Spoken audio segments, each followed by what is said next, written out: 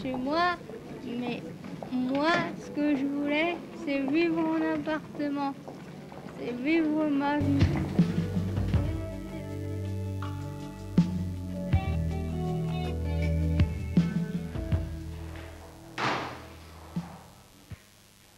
C'était bien de venir ici, quoi.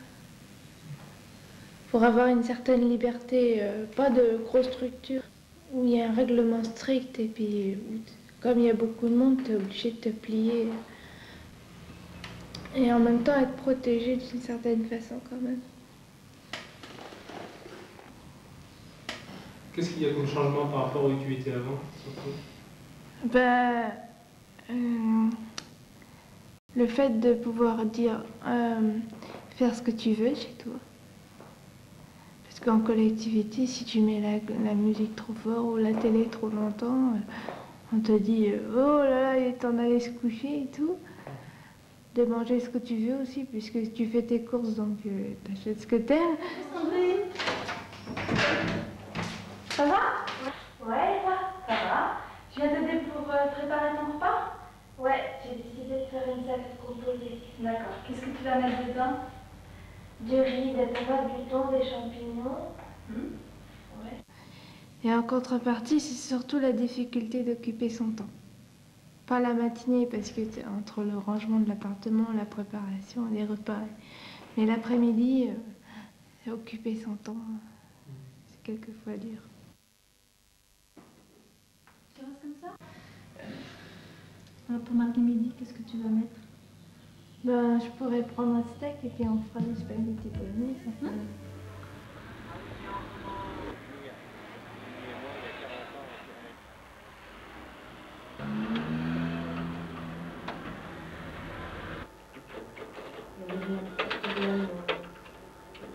Pour l'accès, pour la charge servir, c'est combien? L'OLP d'appartement.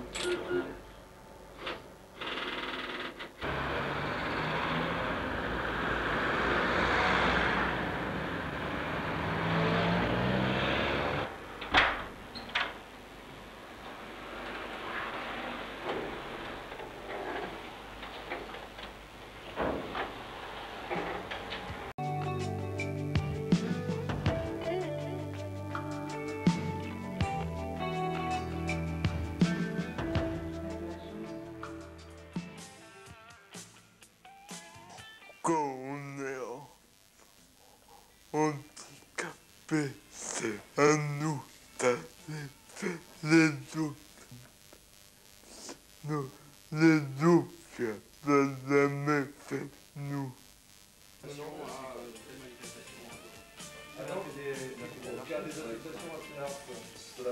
Ils connaissent, et nous, dans la filière, Tu pourrais le contacter, toi, éventuellement? Ouais. Il nous envoie une petite cassette, un truc comme ça. C'est pas un dé, c'est un dé. Un dé. Mais la dé. Je fais l'informatique, tape les pour les autres. Dans le monde où c'était avant, on me disait que je serais jamais capable de faire tout ça en appartement. Et là, je crois que je pouvais quelque chose. Ce qui me manque pour tout à fait bien dans la vie, c'est une amie. Et là, je serais bien comme tout le monde.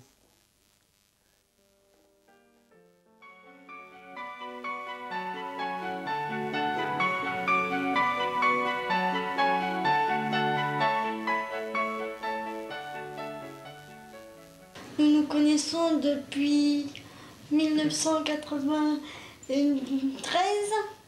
Nous étions dans l'Indre-et-Loire. Alors après, comme on a continué à se fréquenter, on a décidé, enfin, l'un avec l'autre, de faire une expérience pour voir un peu si on était capable de vivre en appartement. Ça nous a donné plus envie de continuer, quoi. Par rapport à la venue à la découverte d'une grossesse à 4 mois et demi qui n'était pas prévue au programme. T'es pas. Coucou. Coucou chérie. Ouais, comme ça. Comme ça. Le peignoir, vous l'avez?